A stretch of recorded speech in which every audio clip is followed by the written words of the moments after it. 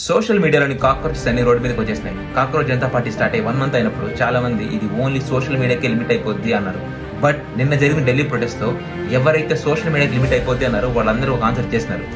నిన్న ప్రొటెస్ట్ లో neat paper 2026 leak అవ్వచ్చు, సిబిఎస్ఈలో వచ్చిన ఎవాల్యుయేషన్ ఇష్యూస్ మీద ధర్మేంద్ర ప్రధాన్ మన education minister responsibility and accountability తీసుకొని రిజైన్ చేయాలి అని డిమాండ్ చేస్తున్నారు.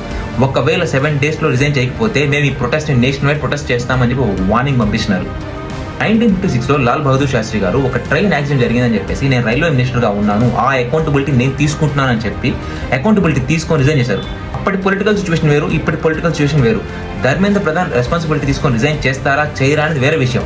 బట్ ఈ ఇష్యూని కాక్రోచ్ జనతా పార్టీ నేషనల్ కాదు ఇంటర్నేషనల్ అటెన్షన్ గ్రాప్ చేసేలా చేస్తున్నారు. ఇదంతా చూస్తూ ఉంటే 2011 లో Anna Hazare movement against corruption గా స్టార్ట్ అయ్యి ఆమ్ ఆద్మీ పార్టీ ఫామ్ కావడానికే కాదు, ఢిల్లీలో గవర్నమెంట్ ఫామ్ చేయడానికి కూడా చాలా హెల్ప్ అయింది. ఇప్పుడు కాక్రోచ్ జనతా పార్టీ కూడా same Aam Aadmi party form లోనే ఫాలో అవుతుంది. వీళ్ళు నెక్స్ట్ ఎలక్షన్ లో గవర్నమెంట్ ఫామ్ చేస్తారా, ఫామ్ చేయరా నాకైతే తెలియదు. మీరేమనుకుంటున్నారు? వీళ్ళు ఏదైనా స్టేట్ లో గవర్నమెంట్ ఫామ్ చేస్తారా? చేస్తే ఎందుకు చేస్తారు, చేయకపోతే ఎందుకు చేయరు? Let me know your thoughts in the comment section. Thank you.